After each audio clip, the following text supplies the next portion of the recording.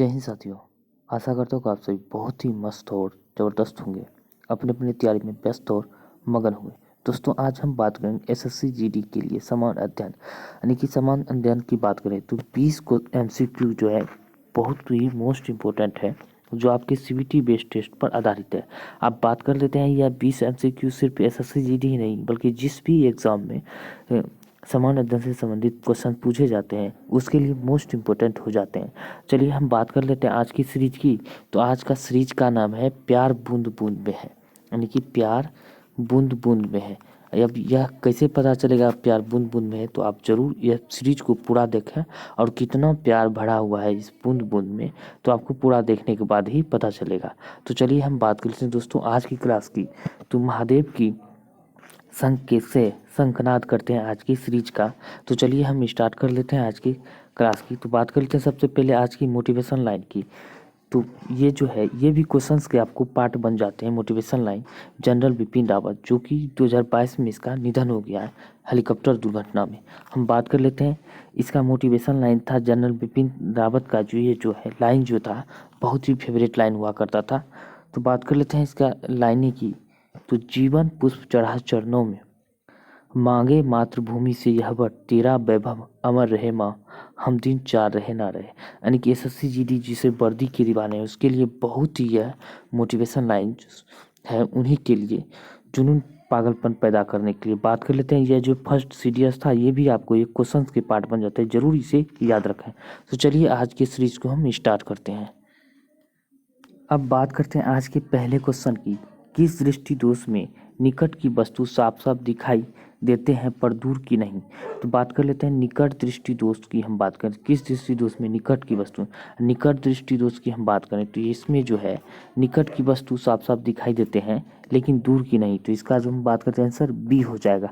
अगर वहीं दूर दृष्टि दोष पूछ लेता तो दूर में क्या होता है, तो दूर में होता है यही कि दूर, ऐसे समझ लेना है कि दूर में जो है दूर की वस्तु साफ साफ दिखाई देता है लेकिन नज़दीक का नहीं। अगर निकट पूछे तो निकट में सिर्फ निकट ही दिखाई देता है, दूर का वस्तु साफ साफ नहीं दिखाई देता है। तो चलिए इसे हम विस्तार से समझने का प्रयास करते हैं। ये है हमारा दृष्टि दोष, देख सकते हैं निकट ही, ये जो है आँख में जो है कॉर्निया देख सकते हैं, कॉर्निया ही इसे दान कर सकते हैं आँख को, ना कि पूरा पूरा आँख दान किया जाता है। तो हम बात कर लेते हैं दूरदृष्टि दोष की। तो दूरदृष्टि दोष में हम बात कर लेते हैं दूरदृष्टि दोष एवं उसके उपाय दिया हुआ है। तो मायोपिया की बात करें जिसे निकट दृष्टि दोष कहते हैं, जिसमें निकट की वस्तुओं मतलब साफ साफ दिखाई देते हैं लेकिन दूर की स्पष्ट, मतलब दूर की वस्तुएं स्पष्ट दिखाई नहीं देता है, यहाँ पे भी दिया हुआ है। हम बात करते हैं इसके उपाय के लिए। तो अवतल लेंस यहाँ पे दिया गया, आप देख सकते हैं। अगर ये भी पूछ सकते हैं अवतल लेंस किस आकार का होता है, यहाँ पे आप देख सकते हैं अवतल लेंस से इसे दूर किया जा सकता है। अब बात कर लेते हैं कि हाइपरमेट्रिया की। हाइपरमेट्रिया यानी कि इसी को निकट दृष्टि दोष कहते हैं, और मायोपिया का दूसरा नाम क्या है, निकट दृष्टि दोष, और हाइपरमेट्रिया को जो कहता है दूर दृष्टि दोष। ये ध्यान में रखना है, ये कभी कभी पूछ लिया जाता है इसका दूसरा नाम क्या है, यानी कि इसे क्या कहा जाता है, इसके बदले में नाम दिया जाता है। अब यहाँ पे क्या दिया गया है, दूर की वस्तुएं स्पष्ट दिखाई देते हैं परंतु पास की वस्तुएं स्पष्ट दिखाई नहीं देता, ये है दूर दृष्टि दोष। इसके उपाय के लिए अवतल लेंस का प्रयोग किया जाता है, ये ध्यान रखना है।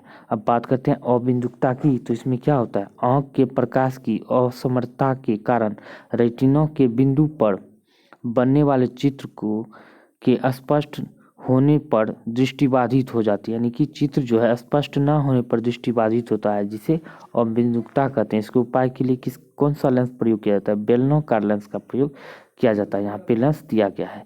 अब बात कर लेते हैं प्रेस बायोपिया की। तो प्रेस बायोपिया की बात करते हैं, यह दोष मांसपेशियों के दुर्बल होने तथा नेत्र लेंस के लचीलेपन में कमी आ जाने के कारण उत्पन्न होता है।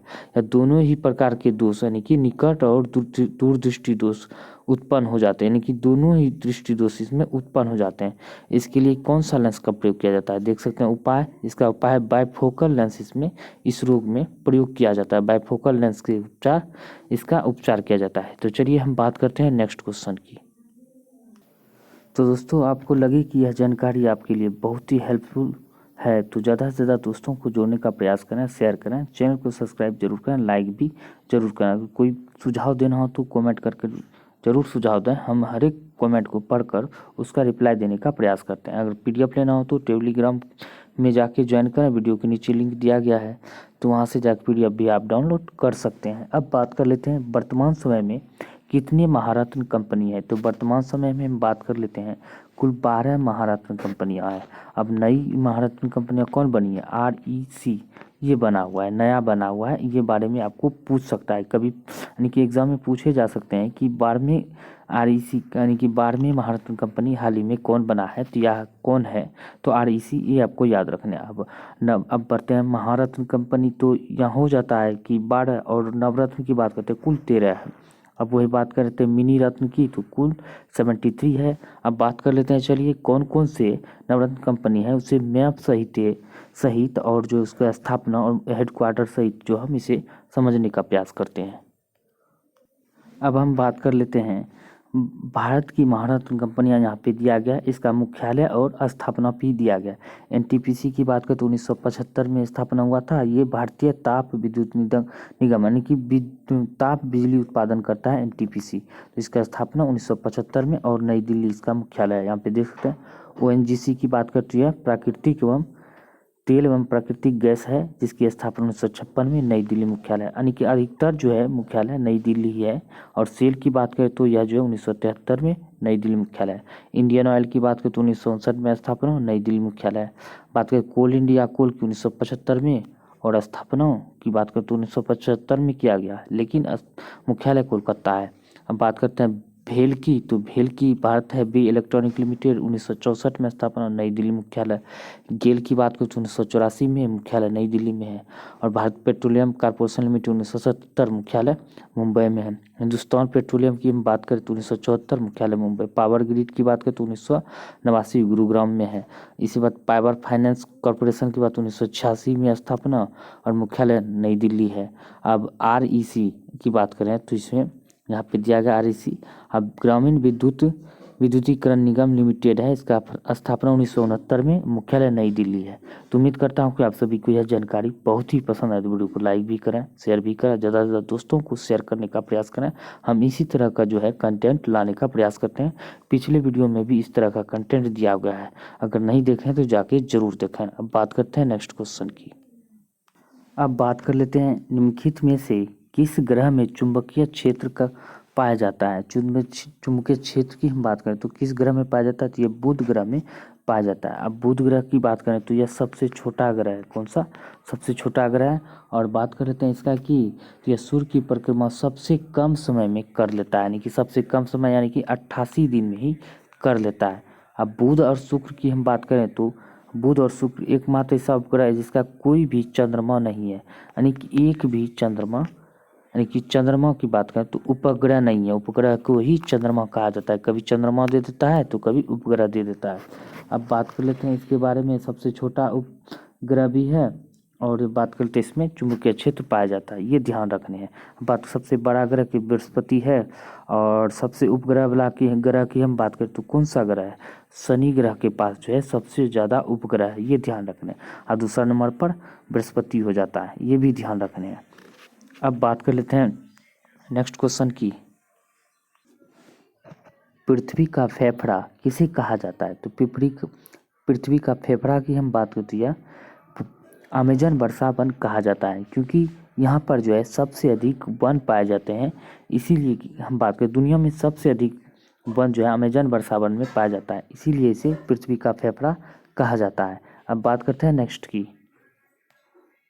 अब बात कर लेते हैं एशिया महाद्वीप में कितने प्रमुख प्रायद्वीप हैं। तो एशिया महाद्वीप में हम बात करते हैं कुल 3 प्रमुख प्रायद्वीप है। कौन कौन से हैं, तो बात कर लेते हैं सबसे पहला प्रायद्वीप की, तो अरब प्रायद्वीप होता है। अरब प्रायद्वीप जो बात करते हैं, अरब प्रायद्वीप विश्व का सबसे बड़ा प्रायद्वीप भी है। और दूसरा बात करते हैं दक्कन प्रायद्वीप, दक्कन प्रायद्वीप है। और तीसरा की हम बात करें तो कौन सा है, तो इंडो प्रायद्वीप। क्या इंडो प्रायद्वीप, ये ध्यान रखने। 3 प्रायद्वीप है, सबसे बड़ा जो है अरब प्रायद्वीप है, दक्कन प्रायद्वीप, इंडो प्रायद्वीप। अब बात करते हैं नेक्स्ट की। रंगमंच में पर्दे के लिए किस शब्द का प्रयोग किया गया है, तो रंगमंच में पर्दे के लिए हम बात करें तो यवन शब्द का प्रयोग किया गया है। किसके लिए, यवन शब्द प्रयोग किया गया है, तो रंगमंच में पर्दे के लिए। अब बात करते हैं अगले क्वेश्चन की। अब बात करते हैं निम्न में से किस पंचवर्षीय योजना को समाप्त कर नीति आयोग लाया गया, यानी कि निम्न में से पंचवर्षीय योजना यानी पंचवर्षीय योजना की बात करें तो किस नहीं तो पंचवर्षीय योजना को समाप्त कर नीति आयोग लाया गया। कब? तो 2015 में। और इससे पहले क्या हुआ करता था? पंचवर्षीय योजना हुआ करता था, जिसकी की शुरुआत की बात करें तो 1951 में हुआ था। पहली पंचवर्षीय योजना 51 से 56 तक चला था। कुल अभी तक में 12 पंचवर्षीय योजना लागू हो चुके हैं, जिसमें कि 12वीं पंचवर्षीय योजना के बाद जो है इसे समाप्त करके तो नीति आयोग लाया गया। ये ध्यान रखने हैं। अब बात कर लेते हैं नेक्स्ट क्वेश्चन की। अब बात कर लेते हैं बिहार में बाघों की संख्या कितनी है। तो बिहार में हम बाघों की संख्या की बात करते हैं कुल 31 है। अगर वही बात करते हैं सर्वाधिक बाघ कहाँ पे पाए जाते हैं, सर्वाधिक बाघ जो है एमपी में पाए जाते हैं, और एमपी को ही टाइगर स्टेट के नाम से भी जाना जाता है। टाइगर स्टेट के नाम से किसे जाना जाता है? एमपी में। एमपी में कुल कितने हैं? 526 है। अब 524 की हम बात करें तो कि ये कर्नाटक में है। कर्नाटक में, ये ध्यान रखने हैं। अब बात कर लेते हैं नेक्स्ट क्वेश्चन की। निम्नलिखित में से कौन सा मिलान सही है? तो सही मिलान की हम बात करें तो लोसर महोत्सव की बात करते हैं लद्दाख में मनाया जाता है, बिल्कुल सही है। अहरबल महोत्सव की हम बात करते हैं जम्मू कश्मीर में मनाया जाता है, बिल्कुल सही है। बथुकम्बा यानी कि बथुकम्बा फूलों का त्यौहार है, यानी कि महोत्सव है, ये कहाँ मनाया जाता है? तेलंगाना में मनाया जाता है, मनाया जाता है। अगर वही बात करते हैं आंसर की तो सभी के सभी सही हो जाएंगे। अब बात करते हैं नेक्स्ट की।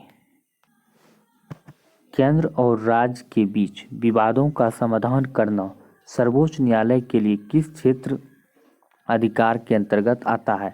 तो सर्वोच्च न्यायालय के किस क्षेत्राधिकार के अंतर्गत आता है? तो ये प्रारंभिक क्षेत्राधिकार के अंतर्गत आता है। अब बात करते हैं नेक्स्ट की। अगर वही पूछे सर्वोच्च न्यायालय यानी कि एससी सुप्रीम कोर्ट की स्थापना की बात करें तो अनुच्छेद 124 में दिया गया है। और वही बात करें तो हाई कोर्ट की एससी की हम बात करें तो इसका अनुच्छेद 214 में इसका गठन का के बारे में दिया गया है। एक यानी कि हाई कोर्ट की हम बात करें तो गठन हाई कोर्ट संबंधित गठन का प्रावधान एक अनुच्छेद 214 में दिया गया है। और सुप्रीम कोर्ट यानी कि सर्वोच्च न्यायालय की बात करें तो 124 में गठन का प्रावधान दिया गया है, अनुच्छेद 124 में। ये ध्यान रख रहे हैं। अब बात कर लेते हैं विश्व का सबसे बड़ा ऊन उत्पादक देश की हम बात करें तो विश्व का सबसे बड़ा ऊन उत्पादक देश तो ऑस्ट्रेलिया हो जाता है। नाम क्या है? मेरिनो ऊन। ये भी पूछे जाते हैं मेरिनो ऊन का उत्पादन सर्वाधिक किस देश में किया जाता है? तो ये ऑस्ट्रेलिया में किया जाता है।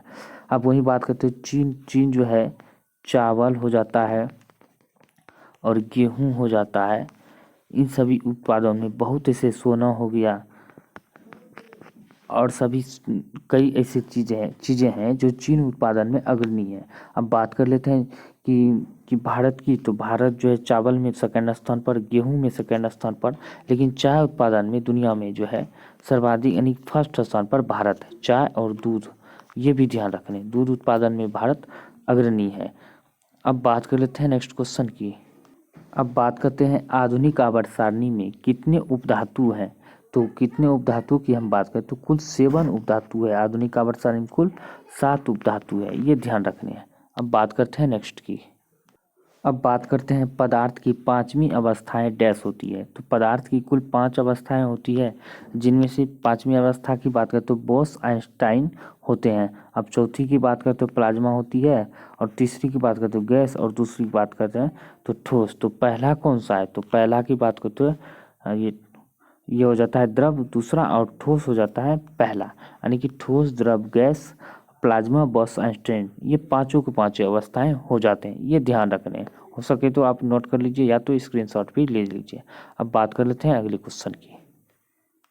अब बात कर लेते हैं निम्नलिखित में से गुणसूत्रों से संबंधित कौन सा मिलान सही नहीं है? तो कौन सा मिलान सही नहीं है? तो बात करते हैं मनुष्य में गुणसूत्र की हम बात करें तो मनुष्य यानी आदमी में तो 44 गुणसूत्र पाए जाते हैं। कभी कभी ये पूछ लेते हैं तो मनुष्य में कितने जोड़े गुणसूत्र पाए जाते हैं? तो 22 जोड़े, ये ध्यान रखने हैं। मनुष्य में कितना पाया जाता है? 22 जोड़े। अब बात कर लेते हैं मेढक में 26 पाया जाता है।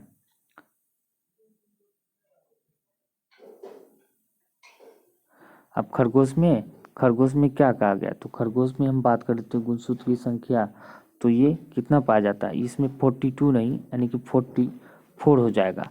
इसमें हम बात करते हैं मनुष्य में जो दिया गया है, यहाँ पे भी गलत हमको ध्यान में लग रहा है, इसका 46 हो जाएगा। क्यों? 46 हो जाता है। 23 जोड़े जो है गुणसूत्र यहाँ पे पाए जाएंगे मनुष्य में, 23 जोड़े, यानी कि कुल गुणसूत्र की बात करें तो 46 गुणसूत्र इसमें पाया जाता है, ये ध्यान रखने हैं।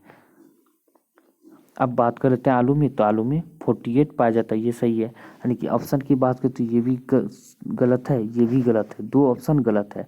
तो हम एक को सही कर लेते हैं, यानी कि सभी दोनों को सही कर लेते हैं। मनुष्य में 46 पाए जाते हैं, मेढक खरगोश की हम बात करते हो इसमें 44 पाया जाता है। अब बात कर लेते हैं नेक्स्ट क्वेश्चन की। संविधान सभा की पहली बैठक की अध्यक्षता, यानी कि यहाँ पे बैठक, पहली बैठक होना चाहिए, बैठक की अध्यक्षता किसके द्वारा किया गया था? पहली अध्यक्षता किसके, बैठक की अध्यक्षता किसके द्वारा किया गया था? तो बात करते हैं, ये पहली बैठक की अध्यक्षता सच्चिदानंद सिन्हा के द्वारा किया गया था। और संविधान सभा की पहला अस्थाई मेंबर था कौन? अस्थाई मेंबर सच्चिदानंद सिन्हा था। अगर वहीं अस्थाई की हम बात करें तो डॉक्टर राजेंद्र प्रसाद जो है अस्थाई, यानी कि इसमें बात करते हैं यह अस्थाई मेंबर था संविधान सभा की, ये ध्यान रखने हैं। अब बात कर लेते हैं अगले क्वेश्चन की। अगर वहीं पूछे संविधान सभा की पहली बैठक कब हुआ था? 9 दिसंबर 1946 में हुआ था। कब? ये ध्यान रखने, ये डेट बहुत ही मोस्ट इम्पोर्टेंट हो जाते हैं। 9 दिसंबर 1946 में हुआ था पहला बैठक। अब वही बात कर लेते हैं कि निम्नलिखित में से इंद्रधनुष युद्ध अभ्यास, यानी कि इंद्र युद्ध अभ्यास, इंद्रधनुष नहीं, इंद्र युद्ध अभ्यास किन दो देशों के बीच होता है? तो इंद्र युद्ध अभ्यास की बात करें तो क्या हो जाता है? इसे अंग्रेजी में आप इसका मीनिंग निकालते हो तो INDR हो जाता है। तो IND से हो गया इंडिया, R से हो गया रूस। तो ऐसे भी आप ध्यान रख सकते हैं। तो इंद्र युद्ध अभ्यास भारत और रूस के बीच होता है। अब बात करते हैं भारत और बांग्लादेश के बीच क्या होता है? मैत्री होता है, संप्रीति होता है और मिताली होता है। ये तीनों के तीनों जो है बांग्लादेश के बीच होता है। अब वही बात कर ले तो भारत, ऑस्ट्रेलिया, जापान और USA के बीच कौन सा युद्ध अभ्यास होता है? मालाबार युद्ध अभ्यास होता है। कौन सा? मालाबार। और ये मालाबार युद्ध अभ्यास किस किस संगठन के द्वारा किया जाता है? तो ये क्वाड जो है संगठन जो है इसके द्वारा जो है, ये चारों के चारों क्वाड का मेंबर है और इन्हीं के द्वारा जो है मालाबार युद्ध अभ्यास किया जाता है। अब बात कर लेते हैं अगले क्वेश्चन की। अब बात करते हैं मौलिक कर्तव्य किस देश के संविधान से लिया गया है? तो मौलिक कर्तव्य की हम बात करें तो रूस के संविधान से लिया गया है। अब वही बात कर लेते हैं अमेरिका की, तो इससे मौलिक अधिकार लिया गया है, यानी कि मौलिक अधिकार जो है अधिकार अमेरिका से लिया गया। ऑस्ट्रेलिया से लिया गया। प्रस्तावना की भाषा की बात करें तो प्रस्तावना की भाषा ऑस्ट्रेलिया से लिया गया है। आयरलैंड से क्या लिया गया है? तो आयरलैंड से बात करें तो राज्यसभा के सदस्यों का नामांकन जो है आयरलैंड से लिया गया, ये ध्यान रखने हैं। अब बात कर लेते हैं अगले क्वेश्चन की। महात्मा बुद्ध का जन्म किस देश में हुआ था? महात्मा बुद्ध का जन्म की हम बात करें तो यह कहाँ पे हुआ था? नेपाल देश में हुआ था। कहाँ पे? लुम्बिनी नामक एक जगह था नेपाल की, वहाँ पे हुआ था। तो चलिए हम बौद्ध धर्म के बारे में जो है पूरा पोस्टमार्टम करते हैं कि बौद्ध धर्म से रिलेटेड जो भी क्वेश्चंस बनते हैं वहाँ से हम पोस्टमार्टम करने का प्रयास करेंगे, ताकि आपके एग्ज़ाम में हर मतलब आ जाए, यह कोशिश रहेंगे हमारी ओर से। अब बात कर लेते हैं इसके बारे में। अब बात कर लेते हैं बौद्ध धर्म और जैन धर्म दोनों से रिलेटेड हम बात करते हैं। बौद्ध धर्म के प्रवर्तक बात करते हैं बुद्ध का जन्म 563 ईसा पूर्व में लुम्बिनी में हुआ था। ईसा पूर्व लुम्बिनी में इनके बचपन का नाम सिद्धार्थ था। वहीं बात करते हैं जैन धर्म की 24वें तीर्थंकर था महावीर, इनका मतलब महावीर का जन्म की हम बात करें तो ये अंतिम और 24वें तीर्थंकर महावीर थे। 540 ईसा पूर्व में कुंड ग्राम में यानी कि वैशाली में इसका जन्म हुआ था। अब वही बात कर लेते हैं दूसरे नंबर, इसकी पत्नी का नाम यशोधरा था जबकि पुत्र का नाम राहुल था। वही बात करते हैं इसके पिता का नाम बात करते हैं सिद्धार्थ था और जबकि माता का नाम त्रिशला था। वही बात करते हैं इनको 35 वर्ष की आयु में बोधगया में निरंजना नदी यानी कि फल्गु नदी के तट पर ज्ञान की प्राप्ति हुआ था और इस घटना को ही संबोधि कहा जाता है। अब बात करते हैं 42 वर्ष की आयु में रिजु पालिका नदी के तट पर इन्हें ज्ञान की प्राप्ति हुआ था। अब वही बात कर लेते हैं 80 वर्ष की आयु में इन्हें हिरण्यवती तट के निकट 483 ईसा पूर्व में महानिर्वाण की प्राप्ति हुआ था, यानी कि मृत्यु हो गया था। अब वही बात करते हैं, इसे 72 वर्ष की उम्र में राजगिरी के समीप यानी पावापुर में 468 ईसा पूर्व में निर्माण की प्राप्ति हुआ था। उम्मीद करता हूँ कि आप सभी को यह जानकारी बहुत ही पसंद आया होगा, तो वीडियो को लाइक भी करें, शेयर भी करें, चैनल को सब्सक्राइब जरूर करें, क्योंकि हम इस तरह की कंटेंट जो है एक जगह एब्जॉर्ब करने का प्रयास करते हैं ताकि आपको अलग से कहीं खोजना ना पड़े। अब बात करते हैं अगले क्वेश्चन की। अब बात करते हैं निम्नलिखित में से कौन सा मिलान सही है। तो मिलान सही की हम बात करें तो भारतीय वन अधिनियम की बात करें तो पहली बार जो 1927 में अंग्रेजों के द्वारा लाया गया था, बिल्कुल सही है। विश्व विज्ञान दिवस की हम बात करें 2002 से मनाया जाता है। कब से? 2002 से मनाया जाता है, ये ध्यान रखने हैं। ये कब से स्टार्ट हुआ था? पहली बार जो हुआ था तो वो डेट इसमें दिया गया है। अब बात करें तो वन संरक्षण अधिनियम जो है पहली बार 1980 में लाया गया था। इसरो की स्थापना की बात करें तो 1969 में यानी 1969 में किया गया था। अगर आंसर की हम बात करते हैं सभी की सभी सही हो जाते हैं। अब बात करते हैं नेक्स्ट क्वेश्चन की। अब बात करते हैं टूटे फूटे ऊतकों का मरम्मत डैश से होता है। टूटे फूटे ऊतकों का मरम्मत की हम बात करें तो शरीर में प्रोटीन के द्वारा किया जाता है। किसके द्वारा होता है? प्रोटीन के द्वारा। अब बात करते हैं वसा में सर्वाधिक जो है ऊर्जा वसा में ही पाया जाता है, सर्वाधिक इसमें ऊर्जा पाया जाता है। अब बात करते हैं आज की एक्स्ट्रा डोज की। दोस्तों हम बात करते हैं आज के एक्स्ट्रा डोज की। यहाँ पे देख सकते हैं एक्स्ट्रा नॉलेज में आपको एक्स्ट्रा नॉलेज दे रहे हैं, यानी कि 2023 में जो है 2023 में भारत द्वारा अध्यक्षता किए जाएंगे। किस किस का अध्यक्षता भारत द्वारा 2023 में किए जाएंगे? तो हम बात करते हैं एशिया प्रशांत डाक संघ की का जो है अध्यक्षता भारत के द्वारा किए जाएंगे। भारत द्वारा 2023 को बाजरा वर्ष घोषित, यानी भारत के ही सिफारिश पर जो है संयुक्त राष्ट्र संघ द्वारा 2023 को बाजरा वर्ष यानी कि मोटे अनाज के वर्ष घोषित किया गया। अब बात करते हैं आईसीसी पुरुष एक दिवसीय क्रिकेट विश्व कप की हम बात करें तो इसका भी जो है भारत के द्वारा ही किया जाएगा। अब बात करते हैं 15वां हॉकी विश्व कप का आयोजन, इसका भी भारत के द्वारा ही किया जाएगा। बात करें 23वां एससीओ सम्मेलन की अध्यक्षता भी ये भी भारत के द्वारा ही किए जाएंगे। अब बात कर लेते हैं 18वां G20 शिखर सम्मेलन की हम बात करें, ये भी भारत के द्वारा अध्यक्षता किए जाएंगे। अब वासेनार व्यवस्था की हम बात करें तो इसका भी जो भारत के द्वारा किए जाएंगे। यानी कि यह जितनी भी 2023 से रिलेटेड क्वेश्चन थे, एक ना एक क्वेश्चन आपको जरूर एग्जाम में छपने की प्रबल संभावना है। ये सारे के सारे हम जो है एक जगह लाने का प्रयास किए हैं। तो उम्मीद करता हूँ कि यह जानकारी आप सभी को बहुत ही पसंद आए, तो वीडियो को लाइक करें, शेयर करें, चैनल को सब्सक्राइब करें। अगर इस तरह के कंटेंट चाहिए तो आपको जरूर ज़्यादा से ज़्यादा दोस्तों को शेयर करने का यानी कि जोड़ने का प्रयास करें। मिलते हैं अगले वीडियो में, तब तक के लिए जय हिंद, जय भारत।